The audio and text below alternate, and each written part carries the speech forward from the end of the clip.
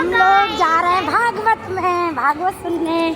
ये है श्रेया, ये देखो भागवत हो रही है, इसमें भागवत में जा रहे हैं हम लोग। ये देखो भागवत हो रही है, ये देखो आगे को बैठेंगे चल के। ठीक, यहाँ इधर स्लीपर उतार दो बेटा।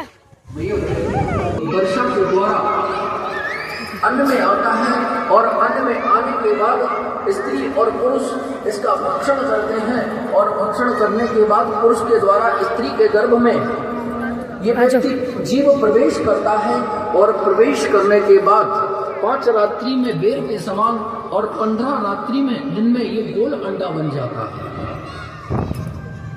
और 1 मास में इसका सर बाहर निकल आता है और द्वितीय मास में इसके हाथ और पैरों का निर्माण हो जाता है और तीसरे मास में ये लड़का है या लड़की है ये भी पता चल जाता है। चौथे मास में 7 धातुएं इससे चिपक जाती हैं और पंचम मास में इस जीव को भूख और प्यास लगने लगती है, तब ये माता के खाए हुए अन्न के द्वारा ही ग्रहण करता है और 6वें मास में इससे जरायु लिपट जाती है और 7वें मास में इसको बुद्धि प्राप्त हो जाती है और जब बुद्धि प्राप्त हो जाती है तो वहां भगवान की स्तुति करता है कि भगवान आप मुझको इस नरक से निकालो। गर्भवास समम दुखम न भूतो न भविष्यति, ऐसा दुख तो नरकों में भी प्राप्त नहीं होता। ये जीव माँ के गर्भ में ऊपर की ओर पैर और नीचे की ओर लटका हुआ है, विष्ठा में पड़ा हुआ है जहां कीड़े काट रहे हैं। ऐसा दुख नरकों में भी नहीं होता जैसा मां के गर्भ में होता है। भगवान से कहता भगवान इस नरक से निकालो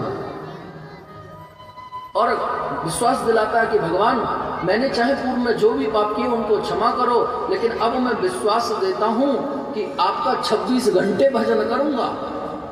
ये गर्भ में भी भगवान कहते हैं देखो तुमने गर्भ में भी झूठ बोलना नहीं छोड़ा। नहीं, गलत नहीं कह रहा है, जीव कह रहा है कि भगवान 26 घंटे नहीं, एक व्यक्ति स्वस्थ व्यक्ति एक दिन में 26,000 सांसें ग्रहण करता है तो मानो जीव कह रहा है कि श्वास श्वास पर भगवान तुम्हारा नाम रटूंगा, मुझ पर कृपा कीजिए। भगवान की दया कर देते हैं और सुषुम्ना नाड़ी से इस जीव का संपर्क टूटता है और मां के गर्भ से यहीं पे बैठ सकते हो इनके साथ में। छीकत जग में पग दियो आवत दीनो रोही, और ये जीव जो है मैया जब आता है तो आते ही पहले छींकता है और छींकने के बाद रोता है। और मैया क्या बताऊं, ये जीव पूरा जीवन रोते हुए गुजार देता है लेकिन मेरा नाम नहीं लेता। देखो वो खिला ले। बोले कैसे?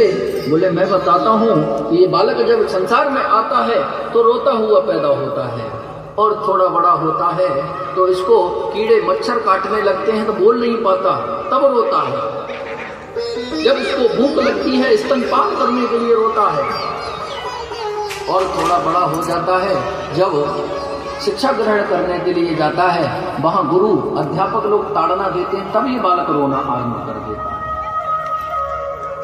और तो और रही, और थोड़ा बड़ा हो जाता है, जब किशोरा अवस्था में प्रवेश कर जाता है तब ये बाहर से नहीं रोता, तब अंदर से रोना आरंभ कर देता है। क्यों? अब इसे चिंता लग जाती है, मेरा विवाह भी होना चाहिए, मेरी भी एक पत्नी होनी चाहिए, अंदर से रोता है। और अंदर से रोने के बाद भगवान भी सोचते हैं कि चलो अब तक तो इसने भजन नहीं किया, क्यों ना इस पर कृपा कर दी जाए। तो भगवान भी इस पर कृपा कर देते हैं और कृपा करने के बाद इस जीव का विवाह हो जाता है। लेकिन क्या विवाह के बाद भी इसने भगवान का नाम नहीं लिया? क्यों? तो अब तो चौपाया हो गया ना।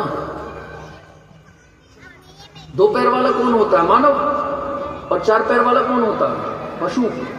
अब 2 पैर अपने और 2 घरवाली के बोल वृंदावन बिहारी लाल की जय। पूरा पशु बन गया, भगवान का नाम फिर भी नहीं लिया।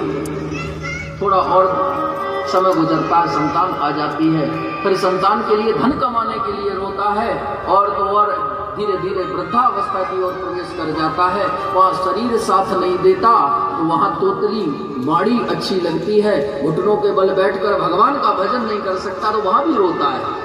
ऐसे ये जीव मां पूरा जीवन रोते हुए गुजार देता है, लेकिन कभी भी इसके मुख से भगवान का नाम नहीं निकालता। इस जीवन में हमने ये दुनिया, ये फानी देखी, इस जीवन में हमने ये दुनिया, ये फानी देखी, यहाँ की हर चीज आनी और जानी देखी, जो लेकिन जो आकर ना जाए वो बुढ़ापा देखा, और जो जाकर ना आए वो जवानी देखी।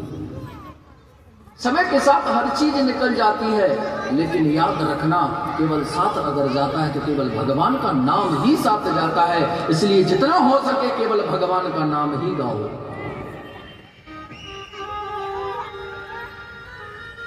एक शंका का निवारण कपिल देव भगवान ने अपनी मां का किया है। भगवान के चरणों में प्रणाम करके देवूती मैया ने अपनी आत्म ज्योति को ही भगवान में विलीन कर दिया, और इतना जल इनके शरीर से निकला जो आज भी सिद्धपुर में सिद्धा नदी के रूप में प्रणीत हो गया है। बोले कपिल देव भगवान की जय। जो लोग कपिल मई